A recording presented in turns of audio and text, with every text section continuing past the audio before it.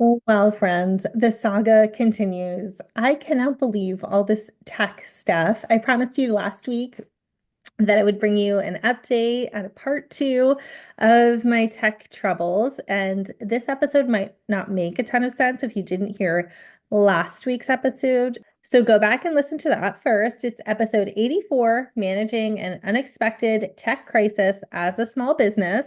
And you'll hear the first part of my story about how my website went down on the first day of my launch, which, oh my goodness, what a problem that was. I'm back here. I'm back here today with an update and part two, and I'm going to talk you through what happened, how we solved this problem, and where things stand right now.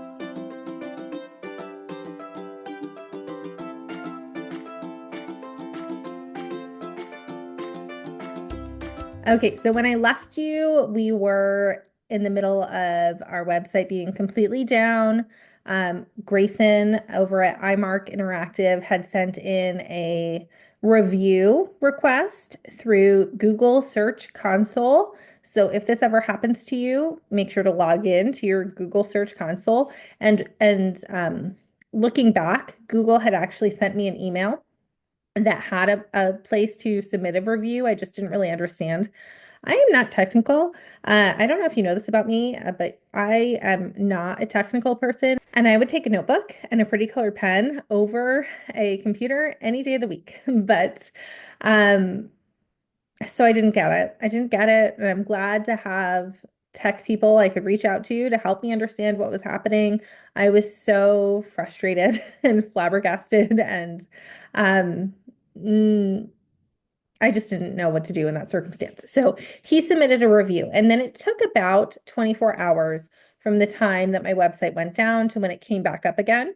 But when I woke up the following day after this had happened, my website was back up. And when it came back up, I received an email from Google that explained that my website's back up, and it had some warnings about making sure there was no deceptive content on my website. It had said your review was approved and there is no longer deceptive content on your website. And I was like, hey, listen, Google, in my head, there was never deceptive content on my website. Something went wrong here, but I was not fishing. So then things were fine. I started my launch the following day because remember, if you heard part one of this episode, of this story, everything went down when my website went down. My checkouts went down. People could not go to my checkout to pay me. My lead page went down because both of those were subdomains of my main website. So it was really a big problem. I did end up turning off my ads because I didn't want to be spending money to send people to my sales page and checkout page that weren't working properly. So when it was fixed, when it came back up, I started my launch, thought things were fine. I was chugging away with my launch, which I ended up extending. I was going to end it on a Friday. I ended up, and I wasn't just going to add one day to the launch because I didn't want to end it on a weekend. So I ended up extending it through the following Monday.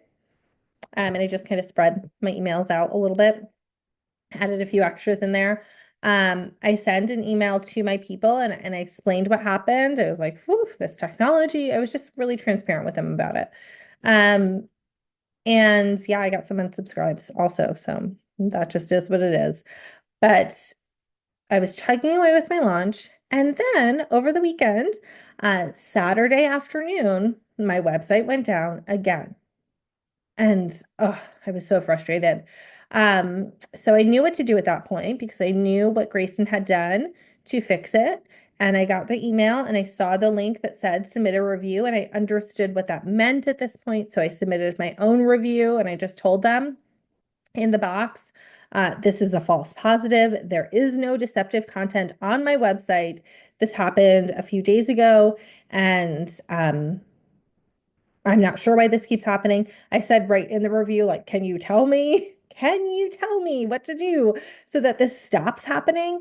Um, and of course, there is actually a human. So I talked about this with Grayson today, and he said that they do manually, like a human being manually goes through. So then I asked Grayson, do you think there's anything else I could do here?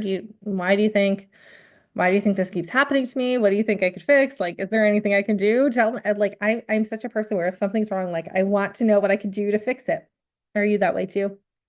So he said, we just have to keep monitoring it because I have this website protection plan with him and his company. He said, our malware scanner runs daily and there is nothing on the site, which was reassuring to me because I was like, did someone somehow like hack into my website? It was just like messing with my head. Did someone somehow hack into my website and put something malicious on there? I know I didn't. But he said, no, there's nothing on there. So something just seems to be going on with their automated scanning system. So there isn't much I can do at this point, but it's been frustrating. I'm hoping it's done now. I'm hoping Google can fix whatever that is. In my optimist heart here, I'm hoping that by me typing in, like, is there anything I can do to make this stop happening? The human being on the other end of the internet sees that and is like, oh, let's stop doing this to this poor human being who's not doing anything malicious out there. And maybe let's not crash her business. Now, I think I mentioned this in the last episode, but I will tell you that at some point this year, which it's January, so that gives me some time, I do plan to switch my website over to kindergartenready.com, which I'd purchased a while back, and then I just haven't gotten around to switching it yet. Kindergartenready.com. That was the original website that I wanted when I was starting this business. It wasn't available, and so I threw another word on the end and made it Kindergarten Ready Skills, which, by the way, is exactly what you should do if you're stuck on a business name. Don't just spin your wheels hoping for the exact name that you want to come out.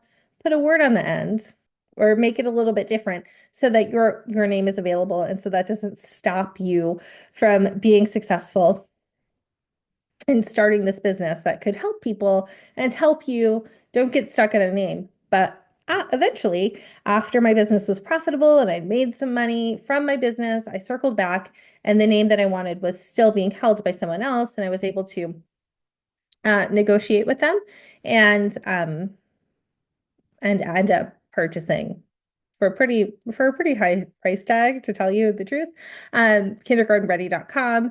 And I've just been holding it and I like to have it because then I feel good about calling this my kindergarten ready business. I have kindergarten ready skills and kindergarten ready shop and kindergarten ready clubs, so many kindergarten ready things.